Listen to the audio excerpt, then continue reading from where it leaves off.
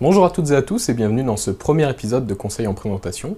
Je suis Mathieu du site tutooffice.fr et aujourd'hui je voudrais vous présenter 10 clés pour réussir une présentation PowerPoint. Alors vous avez tous déjà vu au moins une présentation PowerPoint et je suis sûr que vous êtes tous ennuyés à mourir devant au moins une de ces présentations. Et bien cette vidéo, avec un tout nouveau format, va essayer de vous apprendre à réaliser de belles présentations, mais surtout des présentations qui vont convaincre les gens à qui vous vous adressez.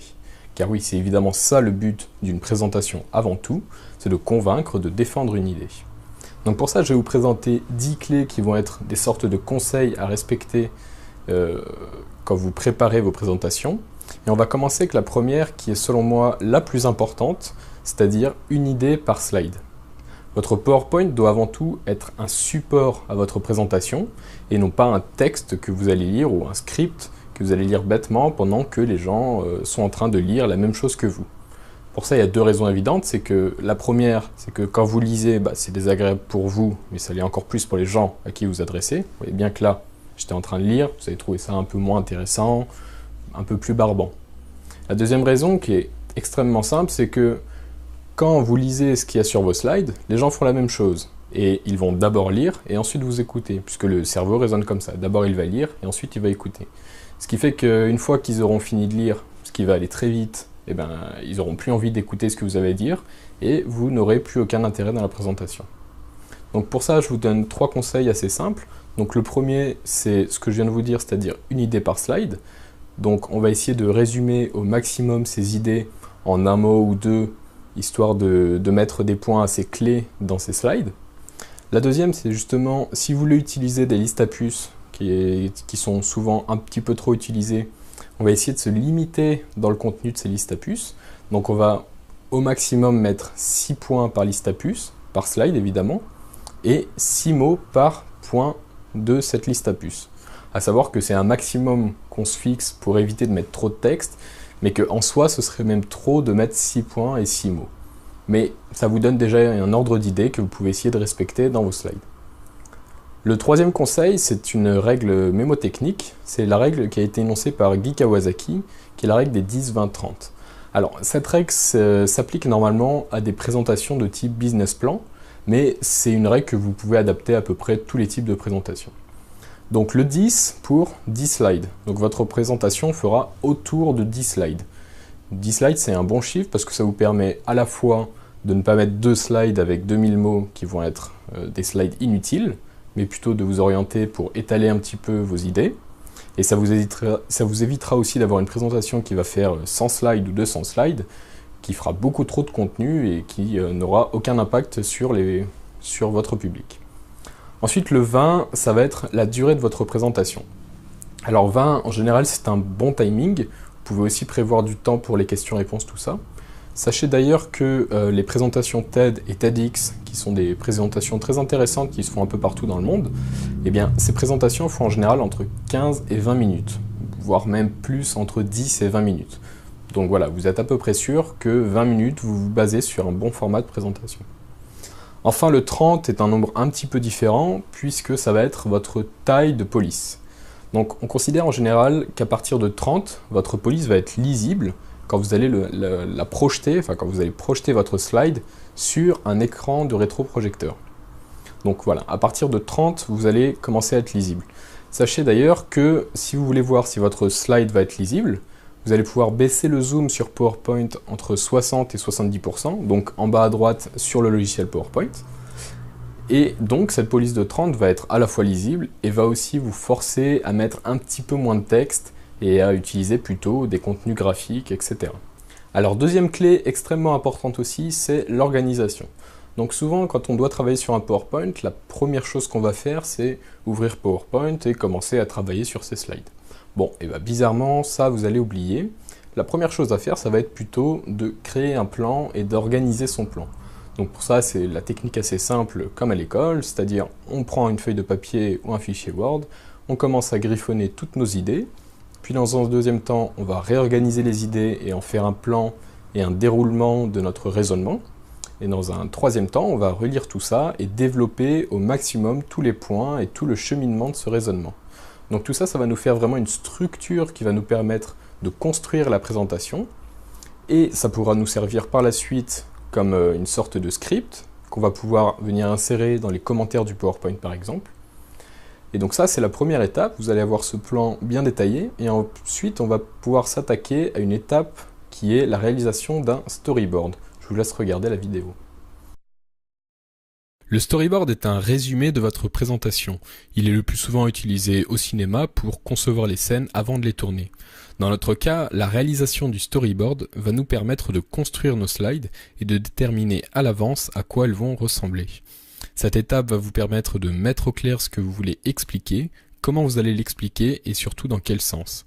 Cela va surtout vous aider à structurer votre présentation et à travailler l'enchaînement de vos idées. Commencez par dessiner grossièrement vos slides et ce que vous aimeriez mettre dedans. Gardez ensuite un espace à côté et griffonnez l'enchaînement de vos arguments ou de vos idées. Vous pouvez aussi rajouter des choses que vous voulez rajouter après sur PowerPoint. Et n'hésitez surtout pas à raturer et à reprendre vos idées sur les slides. C'est beaucoup plus facile maintenant sur papier que après sur PowerPoint. Et ayez bien en tête que cela va vous faire gagner un temps considérable. Voilà, vous avez maintenant un storyboard de réaliser. Si vous avez suivi mes conseils, vous avez au moins un plan assez détaillé qui va vous permettre de commencer à construire votre présentation. Bon, avant ça, il faut bien comprendre que vous devez rester cohérent au maximum. Cohérent à la fois dans le raisonnement de vos idées, donc ça c'est ce que vous avez normalement réalisé avec le plan et le storyboard, mais aussi cohérent dans la façon de réaliser son PowerPoint. Donc pour ça, une règle assez simple, c'est qu'on va utiliser 1 à 2 polices. C'est-à-dire qu'on va éviter de passer d'une slide avec un type de police et une autre slide avec une police complètement différente qui aura plus rien à voir et donc le public va complètement se perdre dans votre raisonnement. Et ensuite, quelque chose de très important pour être crédible, c'est évidemment de se relire et d'éviter de faire des fautes d'orthographe dans vos présentations. Donc si vous voulez éviter de faire des fautes d'orthographe, eh bien commencez par enlever du texte dans vos slides, c'est aussi un bon moyen d'éviter de faire des fautes. Alors quatrième clé, on va commencer à s'attaquer vraiment à la réalisation du PowerPoint, c'est l'idée de modérer ses animations. Donc les animations, moi c'est quelque chose que j'aime beaucoup utiliser dans un PowerPoint parce que je trouve que ça accentue et ça met du rythme vraiment dans le PowerPoint, ça permet de dynamiser un peu les choses. Mais les animations, c'est quelque chose qui est un petit peu casse-gueule, c'est-à-dire qu'on peut vraiment faire des animations qui font pas du tout pro, on peut faire des trucs qui nous décrédibilisent complètement, et en général, les gens qui font des présentations vont plutôt vous recommander de ne pas les utiliser tout simplement. Alors, moi je vous recommande de les utiliser, mais de les utiliser intelligemment. Comment les utiliser intelligemment ? Une technique assez simple, c'est de se dire, est-ce que cette animation apporte quelque chose à mon contenu ? Est-ce que le texte est mis vraiment en relief ou est-ce que c'est une animation qui le fait bouger dans tous les sens et qui n'apporte rien du tout ? Essayez de répondre à cette question à chaque fois quand vous créez une animation. C'est en gros de savoir est-ce que mon animation est pertinente dans ma slide ? Et si ce n'est pas le cas, essayez une autre animation ou alors supprimez totalement l'animation. En tout cas, si vous n'êtes pas sûr de maîtriser cet outil, en général, évitez plutôt de mettre des animations. Si vous voulez en savoir plus sur la réalisation d'animations professionnelles, je vous recommande de regarder cette vidéo que j'ai réalisée récemment, dans laquelle je donne des exemples de types d'animations à utiliser et d'autres à ne pas utiliser. Alors, cinquième conseil, on va rester dans la conception du PowerPoint, c'est l'idée de conserver une charte graphique. Alors, qu'est-ce qu'une charte graphique avant tout ? La charte graphique, c'est ce qui va définir vraiment l'ensemble du thème de votre présentation. Donc ça va être les couleurs, le choix des polices, encore une fois, le choix des formes, est-ce qu'on va plutôt utiliser des formes carrées, des formes arrondies, etc., etc. Donc pour ça, quelques étapes importantes. La première, c'est d'utiliser les masques de diapositives dans PowerPoint. Donc pour ça, vous allez dans l'onglet Affichage, puis Masque de diapositives, qui va vous permettre de créer une structure et vraiment une charte graphique que vous allez être après obligé de respecter, puisque à chaque nouvelle slide, ce type de graphisme va venir s'insérer dans votre PowerPoint. Et donc voilà, vous allez commencer par réaliser les masques de diapositives et ensuite vous allez respecter des règles assez simples, c'est-à-dire 1 à 2 couleurs, c'est-à-dire qu'on va garder des couleurs assez similaires mais plutôt après jouer sur les nuances. Alors ça peut être des nuances de gris, des nuances de noir, des nuances sur la couleur choisie. Vous pouvez voir que dans cette présentation, j'utilise principalement du orange, qui est d'ailleurs le orange de PowerPoint, avec des petites touches de bleu de temps en temps, et sinon je vais jouer plutôt sur les nuances des mots, la taille de police, etc. Enfin, dernière chose, c'est vraiment important de définir son thème.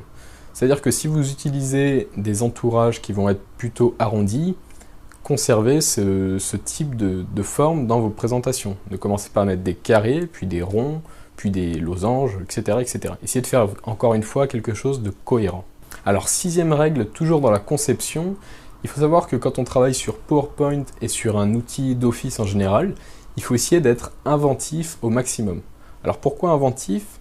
Parce qu'il n'y a pas un bouton qui va vous marquer spécifiquement telle action. C'est-à-dire que si vous voulez réaliser quelque chose de précis, il va parfois falloir un petit peu tricher sur la superposition des structures, sur la superposition du texte, des éléments, des images, etc.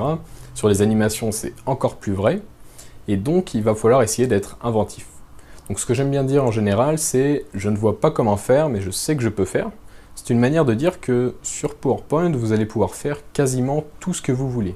Donc s'il y a quelque chose que vous avez déterminé à l'avance que vous voulez réaliser, dans votre storyboard par exemple, eh bien, d'une manière générale, vous allez pouvoir le réaliser sur PowerPoint.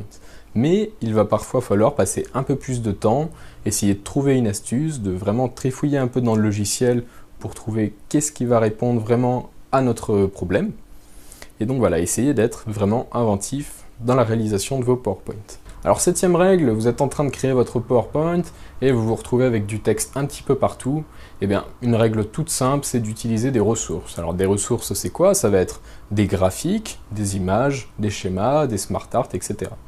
Un graphique va être beaucoup plus parlant pour parler de statistiques, donc plutôt que de mettre une phrase « il y a 70% de machin dans mon type de situation », eh bien vous allez mettre un beau graphique avec 70% en valeur, et ça va être beaucoup plus parlant, plutôt qu'une phrase qui devrait être lue par les personnes à qui vous parlez, que vous allez répéter, et encore une fois, ça vous permet d'éviter de mettre trop de texte sur vos slides.